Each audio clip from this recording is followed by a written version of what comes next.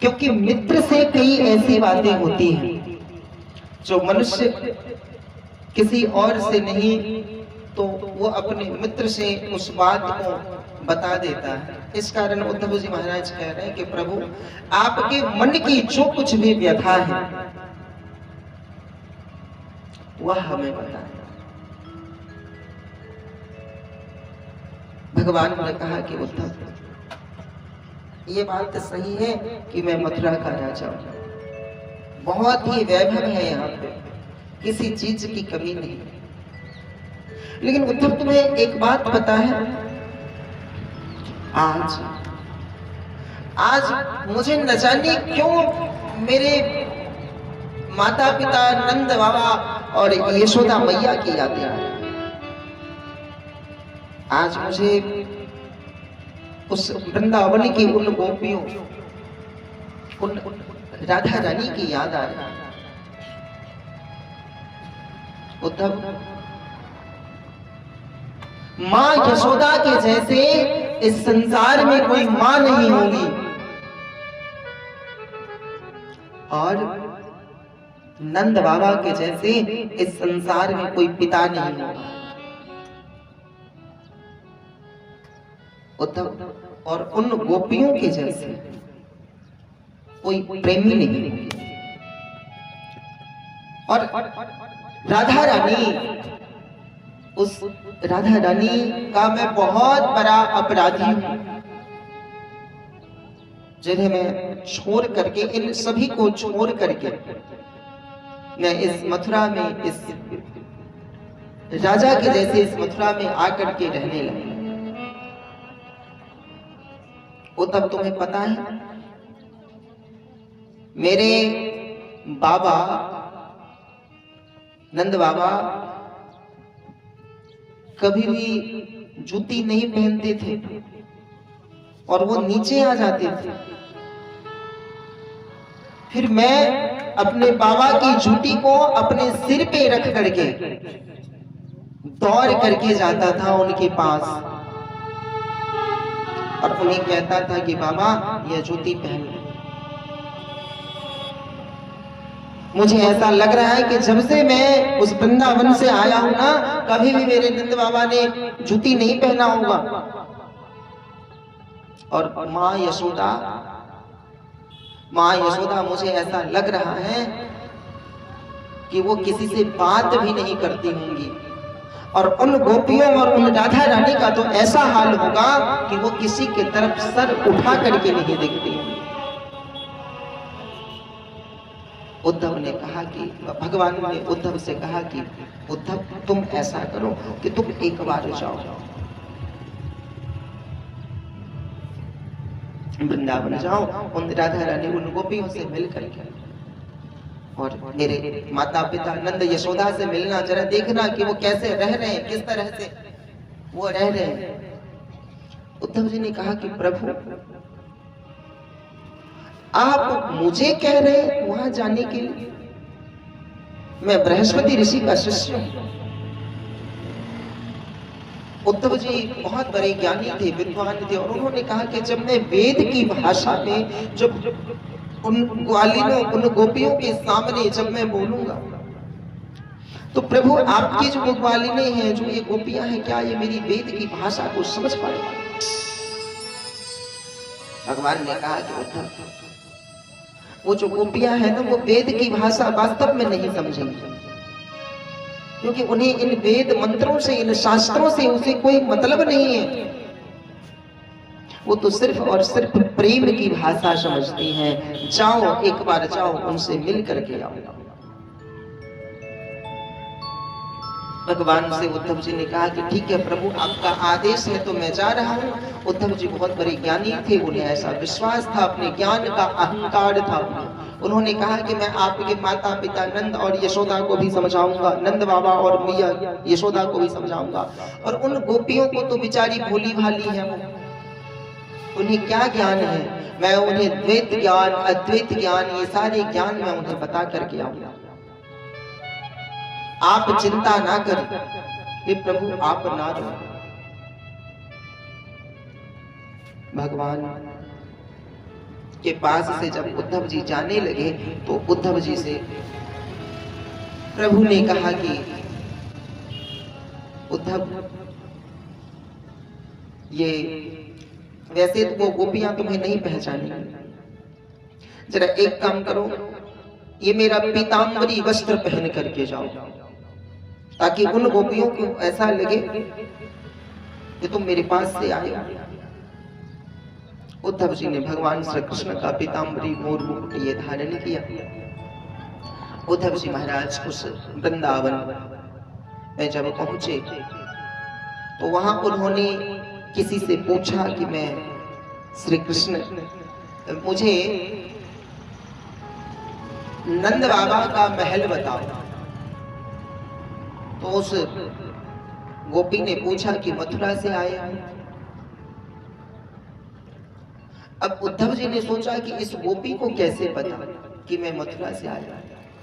तो उन्होंने पूछा उद्धव जी ने कि तुम्हें कैसे पता कि मैं मथुरा से आया। तो गोपी कहती है कि मथुरा वासी को ही पता है।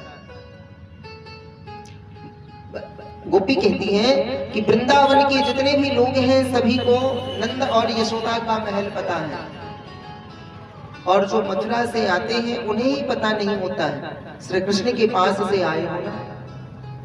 तो सुनो, मेरा बात सुनो, ये जो जल की प्रवाह धारा जो देख रहे हो, इसे देखते हुए चले जाओ, और ये जहां पे समाप्त हो जाए वही समझ लेना कि नंद और यशोदा का महल है। अरे उद्धव, नंद और यशोदा के महल में यशोदा समेत हम गोपियों ने, हम लोगों ने इतना रोया कि हमारे आंखों के आंसू से ये जल की धारा निकल चुकी है, और यशोदा मैया को आंखों से कुछ दिखाई भी नहीं देता है, सुनाई भी उन्हें बहुत ही कम देता है जब से श्री कृष्ण यहां से गए। अब उद्धव जी महाराज उस जल की किनारा को देखते हुए पहुंचे, नंद बाबा के महल के पास पहुंचे, आवाज लगा रहे हैं, नंद बाबा, नंद बाबा, नंद राय जी, नंद राय जी। एक बहुत ही वृद्ध बुढ़े से एक व्यक्ति आया। वैसे श्री कृष्ण ने सभी का हुलिया बताया था कि नंद बाबा देखने में ऐसे हैं, गोपियां ऐसी हैं, राधा रानी ऐसी हैं, माँ यशोदा ऐसे, लेकिन जो हुलिया श्री कृष्ण ने बताया था जैसा किसी का वेशभूषा के बारे में, उसके विपरीत नंद बाबा एकदम कोई बुढ़ा सा व्यक्ति ऐसे घूमते हुए ऐसे आया, खांसते हुए कि हाँ बताओ। तो मैं हूं नंद राय, बताओ क्या बात है। तो उद्धव जी ने कहा कि मैं मथुरा से आया हूं, श्री कृष्ण का मित्र हूं। इसके बाद नंद बाबा जैसे ही श्री कृष्ण के नाम को सुन रहे हैं कि श्री कृष्ण के पास से आए हैं, उद्धव है, तो उसे महल में ले गए। बोला कि मथुरा से आया, बैठो यहाँ। श्री कृष्ण कैसा है मेरा। माँ यशोदा जैसे ही नंद बाबा के मुंह से श्री कृष्ण के नाम को सुन रही है तो दौड़ करके आई, पूछती है कि मेरा लल्ला कैसा है। और इसके बाद में नंद बाबा ने कहा कि तुम बैठो, मैं तुम्हारे लिए कुछ खाने के लिए लेके आ रहा हूं। मतलब कि अपने घर में नहीं है, किसी दूसरे के घर से लेकर के मांग के आ रहा हूं। उद्धव जी महाराज जब उस महल में देखते हैं चारों तरफ तो सभी जगह पे जाले ऐसे ये लगे हुए थे। उद्धव जी ने सोचा कि जब से श्री कृष्ण यहाँ से गए हैं, इस मकान में, इस महल में कुछ भी भोजन प्रसाद कुछ कभी भी नहीं बना है। चारों तरफ ऐसे देख रहे हैं। नंद बाबा कुछ प्रसाद लेकर के आए। उद्धव से कहा कि इसे छीनो। इसके बाद नंद बाबा श्री कृष्ण के लिए बताने लगे कि वो यहाँ पे इस तरह की लीला करता था, इस तरह की लीला करता था। क्या बताया है उन्होंने, हमारे पास क्या संदेश लेकर के तुम आए हो श्री कृष्ण का। तो उद्धव जी ने कहा कि बाबा, मैं आपकी सब बात मानता हूं, लेकिन श्री कृष्ण आपका बालक नहीं है। जिसे आप अपना बालक मान रहे हैं वह आपका बालक नहीं है। अरे श्री कृष्ण तो परमात्मा है, श्री कृष्ण तो प्रभु है। उनके चरणों में आप अपने मन को लगाओ, इससे आपको मुक्ति मिलेगी। नंद बाबा ने कहा कि अरे बालक, मैं तो तुम्हें बहुत बड़ा ज्ञानी बालक समझा था, और तू तो बड़ा ही साधारण बालक है। इतना साधारण बालक की मैं सोच भी नहीं सकता। तुमने ऐसे कह दिया कि श्री कृष्ण परमात्मा। अरे परमात्मा कैसे हो गया वो अपने सिर पे मेरा जूती उठा के लेके आता था और मैं उसे पहनता था। चलो मैं तो नहीं समझा कि वो परमात्मा है, लेकिन उसे तो इतनी समझ होनी चाहिए थी कि मैं परमात्मा हूं। जब ये गोपियां उनसे ऐसा कहती थी कि नंद बाबा और यशोदा मैया दोनों घोड़े हैं, तो वो अपनी माँ से, यशोदा से आकर के पूछता था कि मैया वो मरी से कह रही है कि मैं तेरे सुत हूं कि ना, ये पहले तू मुझे बता। उसे परमात्मा कह रहा है, वो परमात्मा हो सकता है।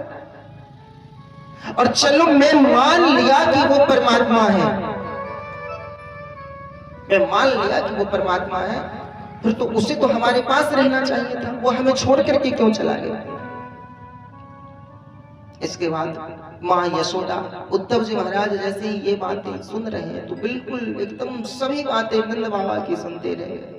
और माँ यशोदा से फिर उद्धव जी महाराज कह रहे हैं कि मैया, देवकी माँ आपके लिए ये संदेश भिजवाई है कि धन्य है यशोदा तेरे लालन पालन को, कि तू तो ऐसा कहती थी कि कृष्ण इतना नटखट है, इतना परेशान करता है, इतना ये करता है, इतना वो करता है, लेकिन वो तो कुछ बोलता भी नहीं है। परेशान करना तो दूर की बात है, तुमने कैसे किस तरह से उसका लालन पालन किया। इसके बाद माँ यशोदा से भी यही बातें कह रहे कि वो तो परमात्मा है। यशोदा कहती है कि चुप हो जा, वो परमात्मा किसी और के लिए होगा, कोई और उसे परमात्मा माने, पर मेरे लिए वो कोई परमात्मा नहीं। इसके बाद